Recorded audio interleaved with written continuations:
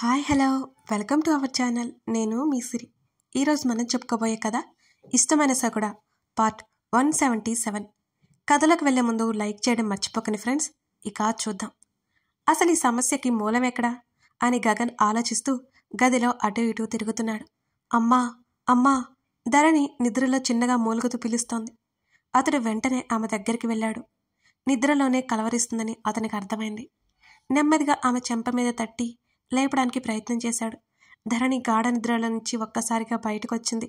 ఆమె శరీరం అంతా చిరుచెమటలు పట్టాయి. ఆమె ఆయాసపడుతూ తలెత్తి చూడగా గగన్ కనిపించాడు. ఆమె మరింత వేగంగా గాలి పీల్చుకుంటూ అతని ముఖం తడివింది.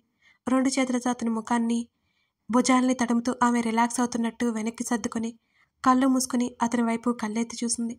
ఆమెనే గమనిస్తున్న అతనికి తన గురించి ఏమైనా కలకన్నదా అని అనిపించింది.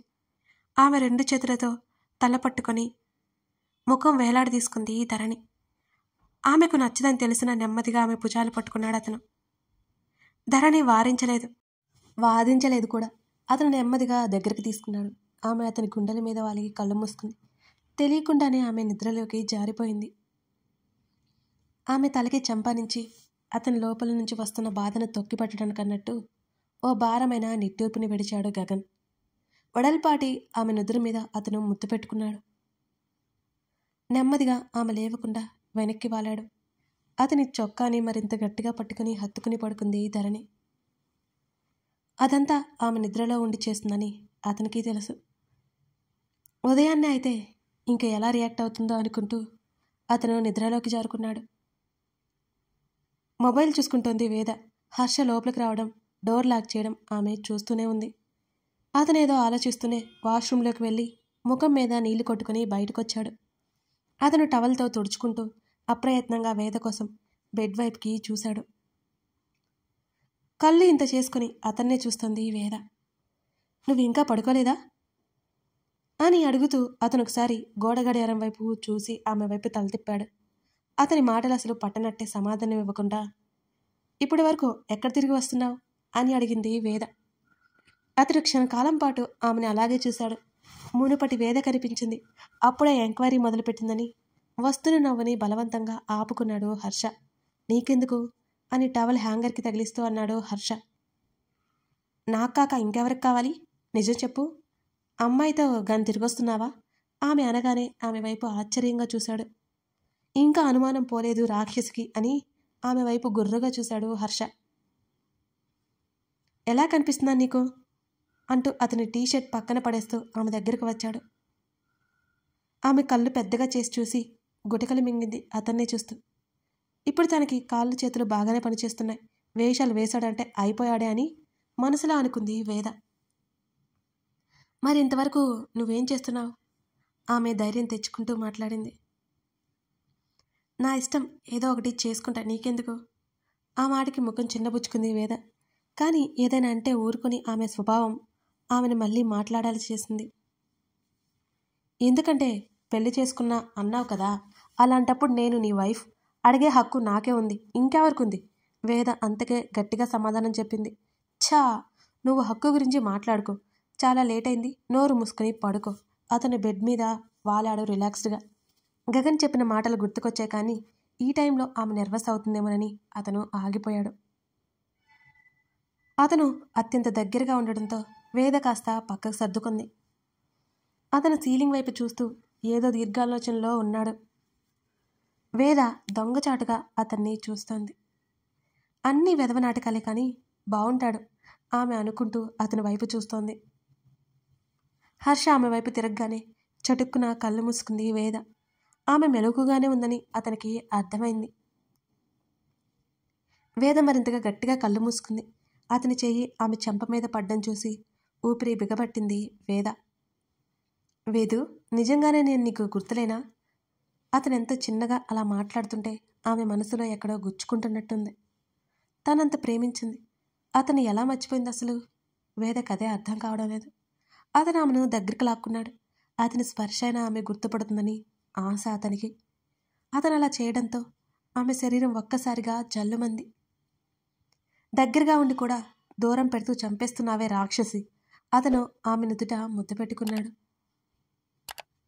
ఆమె ఉక్కిరి బిక్కిరి అయిపోతున్నట్టు ఫీల్ అయింది అతని తాకిళ్ళకి. ఆమె తలను తన హృదయానికి దగ్గరగా తెచ్చుకొని ఆమెను తన కౌగిలిలోకి లాక్కొని కళ్ళు మూసుకున్నాడు హర్ష. మరో అరగంట పాటు వేదకి నిద్ర కరువైపోయింది. ఆ తర్వాత మెల్లిగా కళ్ళెత్తి చూసింది. ఆమె ఆలోచనలు ఎలా ఉన్నాయో మరి. రాత్రి త్వరగా పడుకోవడం వల్ల త్వరగానే మెలకువ వచ్చింది ధరణికి. ఆమె నడుం మీద బరువు అనిపిస్తుంది. అలాగే ఒకవైపుకు పడుకున్నట్టు ఆమె చెయ్యి అంతా కాస్త నొప్పిగా ఉన్నట్టు కూడా ఉంది. ధరణి నెమ్మదిగా కళ్ళెత్తి చూసింది. ఆమెకు గగన్ కనిపించాడు. అతని గడ్డం కనిపిస్తోంది. ఆమెకు విడిపించుకోవాలనే ఆలోచన రాలేదు ఆ సమయంలో. అతని ముఖాన్ని పరీక్షగా చూసింది. అతని గడ్డం కాస్త పెరిగి ఉంది. ఈ మధ్య పట్టించుకున్నట్టే వదిలేసినట్టే అతని జుట్టు కూడా ఉంది. నిద్రలేమిని సూచిస్తూ అతని కళ్ళ కింద పరీక్షగా గమనిస్తే నల్లటి వలయాలు కనిపిస్తున్నాయి. అతని టీషర్ట్ గుండా అతని మెడలో చైన్ కనిపిస్తుంది. తనిచ్చిన లాకెట్టు ఒక పక్కకు వాలి కనిపిస్తోంది. అతని గుండె చప్పుడు లయబద్ధంగా నెమ్మదిగా ఆమె చెవులను తాకుతోంది. ఇక్కడ నువ్వు మాత్రమే ఉన్నావు. అతని హృదయం మీద ఆమె చేతిని ఉంచి అతను చెప్పిన మాటలు గుర్తుకొస్తున్నాయి. ఆమె మనసు ఒక్కసారిగా భారమైపోయింది. నెమ్మదిగా కన్నీళ్ళు వచ్చాయి వేదకి. ఆమె చుట్టూ చూసింది. తామిద్దరి తలలు బెడ్ వైపు కాకుండా మరోవైపు పడుకున్నారు. తన నడుమ చుట్టూ ఉన్న అతని చేతిని చూస్తూ అతని చేతిని పట్టుకుని పక్కకు తీసింది. ఆమె అతని దగ్గర నుంచి లేచి వెళ్ళిపోవాలనుకుంది. కానీ ఆమె జడ అతని భుజం కింద ఉంది. ఆమెకి అసహనం వచ్చేసింది ఒక్కసారిగా. ఆమె జడపట్టి లాగగానే అతను ఉలిక్కి పడ్డట్టు లేచి మేల్కొన్నాడు. ధరణి అప్పటికే లేచి బెడ్ దిగింది. ఆమె కోసం పక్కకు చూశాడు. ఆమె కనిపించలేదు. అతని కళ్ళు మళ్ళీ మూసుకున్నాయి. ధరణి బాల్కనీలోకి వెళ్ళిపోయింది. ఆమె తల పట్టుకుని కూర్చుంది. ఆమె మనసు, ఆమె మెదడు విపరీతమైన సంఘర్షణకు లోనవుతున్నట్టు మెల్లిగా తలనొప్పి మొదలైంది. తల పట్టుకుని అలా సోఫా రెక్క మీద వాలిపోయింది ధరణి. నిద్ర పట్టలేదు గగన్కి. తలంతా కాస్త భారంగా తోస్తుంటే లేచి అతను ఒళ్ళు విరుచుకున్నాడు. బెడ్షీట్ సరిచేసి అలాగే ఒళ్ళు విరుచుకుంటూ బాల్కనీలోకి వెళ్ళాడు. తల ఒకవైపుకు వాల్చి కళ్ళు మూసుకొని కనిపించింది ధరణి అతనికి. పిచ్చి పిచ్చిగా ప్రవర్తిస్తున్న ఆమె తీరు చూస్తుంటే కోపం, అసహనం, బాధ అన్నీ వస్తున్నాయి అతనికి. ఆమె ఏదో ఫిక్స్ అయితే అదే నిజమని ఆమె చేస్తున్న ఆ గొడవకి అతనిలో సహనం చచ్చిపోతుంది. అసలు తను ధరణియేనా? అనుమానం అతనికి. తను బాల్కనీ డోర్ వేయడంతో ధరణి ఉలిక్కిపడి లేచింది. వెళ్ళి కాఫీ తీసుకురా అతను చెప్పగానే క్షణమైన ఆలస్యం చేయకుండా అక్కడి నుంచి బయటికి వెళ్ళడానికి చూస్తుంటే ఆమె చేతిని పట్టుకుని అతను ఆపాడు. ఆమె చేయి లాక్కుంది. అతను వదలలేదు. ఆమె వైపు తిరిగి చూశాడు. కనీసం అతన్ని చూడకుండా చెయ్యి లాక్కోవడానికి చూస్తోంది ధరణి. అతను నెమ్మదిగా ఆమె చేయి వదిలేశాడు. ఆమె అక్కడి నుంచి వెళ్ళిపోయింది. గడ్డం తడుముకుంటూ ఆలోచిస్తూ అక్కడే నిలబడ్డాడు. ధరణి మరో 10 నిమిషాల్లో తిరిగి వచ్చింది. అతడు ఆమె వైపు తిరగలేదు. ఏం చేస్తుందో చూడాలి అన్నట్టు పట్టించుకున్నట్టే ఉన్నాడు.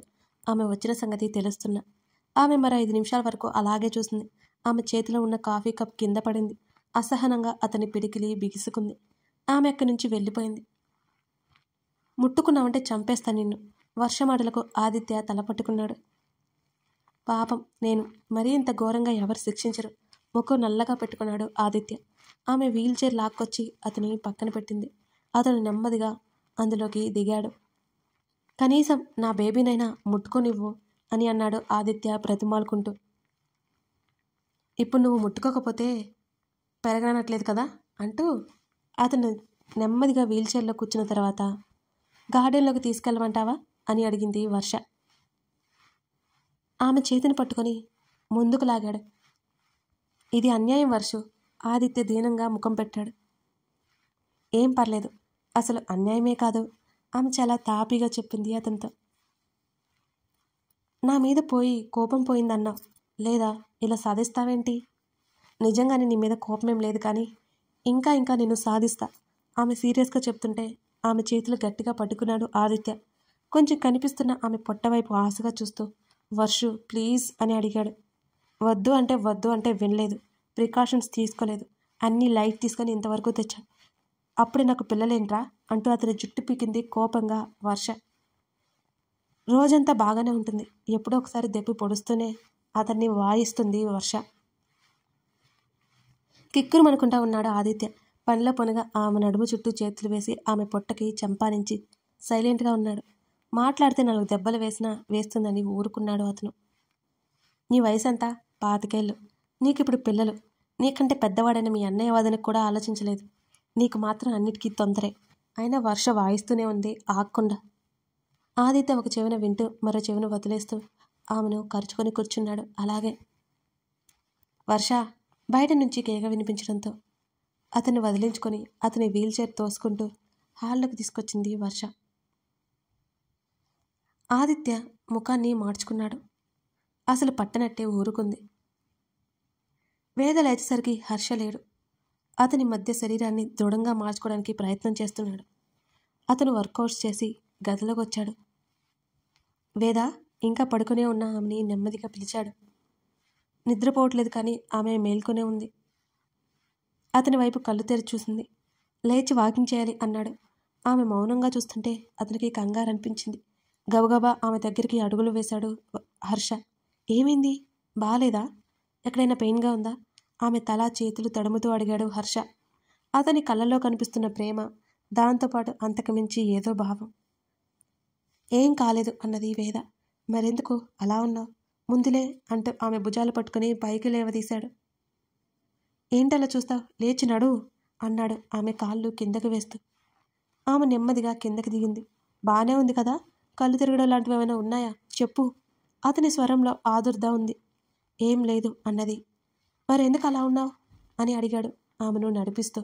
సారీ ఉన్నట్టుండి ఆమె అలా చెప్పడంతో అయోమయంగా చూశాడు. అతని అడుగులు అతనితో పాటు ఆమె అడుగులు ఆగాయి. ఆమె కళ్ళల్లో ఏదో అపరాధ భావం. అంతు చిక్కలేనట్టు అయోమయంగా చూశాడు. ఏంటి? ఐఎమ్ సారీ, నిన్ను చాలా అన్నాను ఆమె లోగొంతుకుతో చెప్పింది. ఇప్పుడు ఎందుకు అదంతా? అయినా నువ్వేం అనలేదా? ఎవడో తెలియని వాడు ఇష్టం వచ్చినట్లు బిహేవ్ చేస్తే నీలాగే బిహేవ్ చేస్తారు ఎవరైనా. అందులో వేదవతి అస్సలు ఊరుకోదు అని అన్నాడు ఆ సమయాన్ని తేలిక చేస్తూ హర్ష. ఆమె తల పట్టుకుని అతని మీద వాలిపోయింది. అతనికి క్షణకాలం ఏమీ అర్థం కాలేదు. వేదా ఏమైంది? తల తిరుగుతోంది అంటుంటే అతను బెడ్ మీద కూర్చోబెట్టి నీళ్లు తాగించాడు. ఆంటీ ఆంటీ అతను కేకలు వేశాడు. నాకేం కాలేదు, హడావుడి చేయకు ఆమె చెప్తున్నా వినలేదు. హర్ష గొంతు వినిపించడంతో యమున పరుగున లోపలికొచ్చింది. మరో గంట తర్వాత యమున ఏదో మాట్లాడుతుంది. ఆ పక్కన జానకి, వర్ష కూడా ఉన్నారు. సడన్గా వేద డీలా పడిపోవడంతో అందరూ కంగారు పడ్డారు. ఆమె చూపులు గుమ్మం బయట ఉన్న హర్ష మీదనే ఉన్నాయి. అతను డాక్టర్తో ఏదో సీరియస్గా మాట్లాడుతున్నాడు. అతను మాట్లాడుతున్నప్పుడు చేతులు కూడా కదులుతున్నాయి. డాక్టర్ కూడా ఏదో చెప్తున్నాడు. ఇప్పుడే టిఫిన్ చేసావు, కాసేపు అటు ఇటు తిరిగి వేదా జానకి చెప్తోంది. ఆ మాటలు వేదకి వినిపించడం లేదు. ఏదో మాట్లాడబోతుంటే ముగ్గురు ఆమె వైపు చూశారు. ఆమె చూపులు ఎటు ఉన్నాయో అర్థమైంది వాళ్ళకి. వేదకి మెల్లిగా గతం గుర్తుకొస్తుందనే విషయం వాళ్ళకి సంతోషాన్ని కలిగించింది. ఒక్కొక్కరిగా అక్కడి నుంచి నిష్క్రమించారు. డాక్టర్తో మాట్లాడుతున్న తల తిప్పి చూసిన హర్షకి ఆమె చూపులు తన వైపు ఉండడం గమనించి ఒక్క క్షణం ఆమెను చూసి మళ్ళీ డాక్టర్ వైపు చూపులు తిప్పాడు. హర్ష కూడా డాక్టర్తో పాటు అక్కడి నుంచి వెళ్ళిపోవడంతో ఆమె ముఖం తిప్పుకుంది. మరో 2 నిమిషాలకి తలుపు వేసిన శబ్దం. మరో నిమిషం అతను తన మీద వాలినట్టు అర్థమైంది. ఆమె ముఖం పక్కకు తిప్పుకొని అలాగే ఉంది. వేద అతన్ని పిలిచాడు. అతని వైపు ఆమె చూడలేదు. లుక్ ఎట్ మీ వేద ఆమె చెంప పట్టుకొని తన వైపుకు తిప్పుకున్నాడు హర్ష. ఆమె కళ్ళు ఎత్తి అతని వంక చూసింది. డాక్టర్ ఏమంటున్నారో తెలుసా? ఫాస్ట్ గుర్తు చేసుకోవడానికి నువ్వు ప్రయత్నిస్తున్నావు అంటున్నారు, నిజమేనా? అనగానే ఆమె మాట్లాడలేదు. ఆమె మళ్ళీ ముఖం పక్కకు తిప్పుకుంటుంటే అతను ఆ పని చేయనివ్వలేదు ఆమెని. మెల్లిగా అన్నీ గుర్తుకొస్తాయి, నువ్వు ప్రెజర్ తీసుకోకు, అర్థమవుతుందా? నెమ్మదిగా ఆమె చెంప మీద బొట్నవేలితో తడుముతూ అన్నాడు హర్ష. అంది వేద. అతను ముందుకు వంగి ఆమె చెంప మీద ముద్దు పెట్టుకున్నాడు. ఆమె కళ్ళు మూసుకుంది. నెమ్మదిగా ఆమె ముక్కు మీద, ఆపై ఆమె చెవి కింద ముద్దు పెట్టుకున్నాడు. ఆమె పెదవులు గట్టిగా బిగించి మరింత గట్టిగా కళ్ళు మూసుకుంది. అతని ముఖం ఆమె మెడవంపున చేరింది. ఆమె కుడి చేయి వెంటనే అతని తల మీదకు చేరిపోయింది. హర్ష ఆమె గొంతు వణుకుతోంది. ఆ పిలుపు ఆమెతో గడిపిన మధురానుభూతులను అతనికి గుర్తు చేస్తోంది. కథ కొనసాగుతోంది. లైక్ చేసి కామెంట్ చేయడం మర్చిపోకండి ఫ్రెండ్స్. ఇప్పుడే మన ఛానల్ని చూస్తున్నట్లయితే సబ్స్క్రైబ్ చేసుకుని సపోర్ట్ చేస్తారని ఆశిస్తున్నాను. Thank you for watching this video.